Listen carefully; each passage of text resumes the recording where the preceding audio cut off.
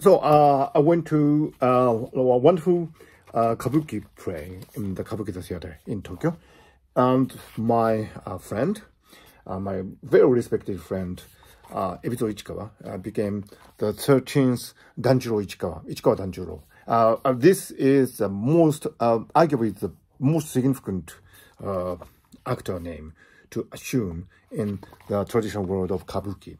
And in Kabuki, you assume particular traditional name when you get to a certain stage. And Ichikawa Danjuro is the highest name that you can get.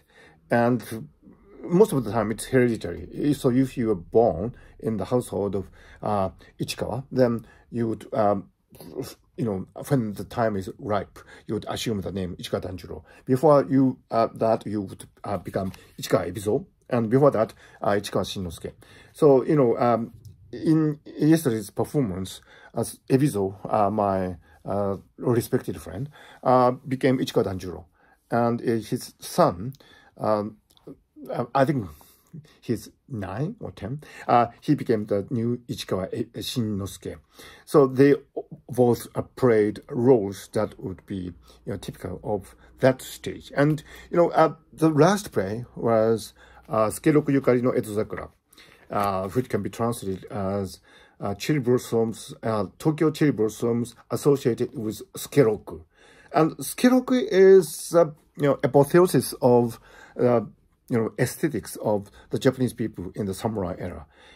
He's a young man, a really handsome young man, and he is wont to quarrel with many people, and he is very popular with girls. And so at one time, the girls would offer Sukeroku many smoking pipes, so that he can't handle them at once, but he tries to give justice to each one of them. And it is a really comical scene. Anyway, so Ichikawa Danjuro is a really handsome young man himself, and so it's quite fitting that he plays the role of Sukeroku in this really wonderful traditional play.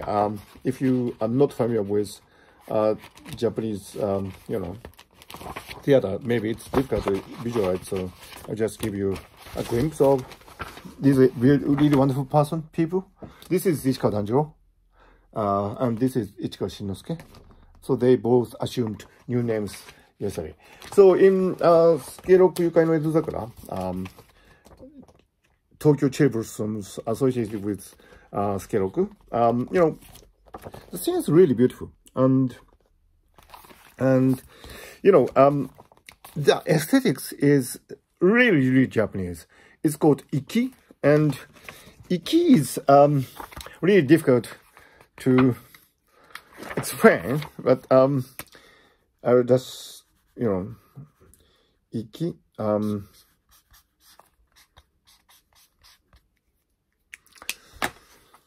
Iki is when, you actually do not reveal your true identity. You might actually have a really strong opinion about something, or you might be on a mission. In the case of Sukeroku, it was a mission to avenge for his father, who was tragically killed. And so this is about a famous story about the Soga brothers, Soga Kyodai, who are on the mission to avenge, revenge for his father. And so, but that Sukeroku character hides his true character. And he, on the surface, is appearing as if he's a flippant, frivolous young man who is really popular with girls, and who goes from a quarrel to another quarrel. But the troublemaking young man is actually in search of a particular katana sword, and that could be used in the act of revenge for his father. And he's in search of this really wonderful legendary sword, and by fighting with many people as possible in Tokyo, he hopes to discover where the searched sword is. So there's this character called Ikkyu, who is a really a nasty old man, and he actually has the sword. And so the storyline of the play is that while Sukeroku goes from a girl to another girl, and he from a fight to another fight, and while being really provoking and flirtatious and but aesthetically really beautiful, tries to find that sword, and finally he finds the sword with a little help from his lover, and as he prepares to attack the old man with a sword, the curtain falls, and that is the end of this really wonderful piece, Sukeroku Yukari no Edozakura. And this is, as I said, the apotheosis of the aesthetics of the Edo era, the samurai era.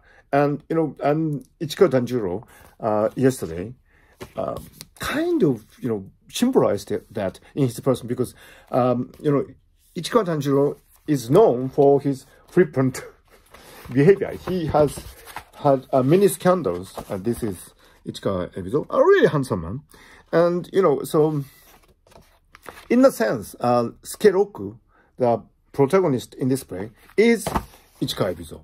He is Sukeroku himself. So in that sense, it was a really beautiful culmination of all these histories of his personal life and his Kabuki plays, and it was ultimately really satisfying and moving.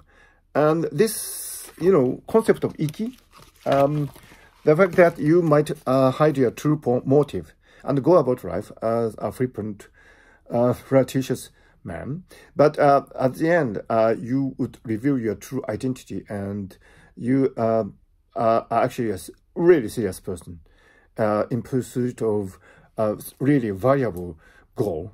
I think this is really Japanese aesthetics, and something that the world could learn from, because the world is probably becoming too serious and too echo chamber dominated, so that people do not actually see the many layered existences of other people. We tend to perceive each other in a monotone, but Sukeroku and this play is far from that kind of simplistic attitude. And in order to appreciate that kind of aesthetics, I think it would be great if you could come to the Kabuki theater in Tokyo. Sukeroku, of course, is a really wonderful play, and it's not every day that you can see it, but the world of Kabuki is full of that kind of mature aesthetics, and in that you would probably find a really wonderful nagomi, if you like, between reality and fiction, and down-to-earth practical views and fantasy in the traditional Japanese play that is Kabuki. So please go to the Kabuki theater in Tokyo. You won't be disappointed.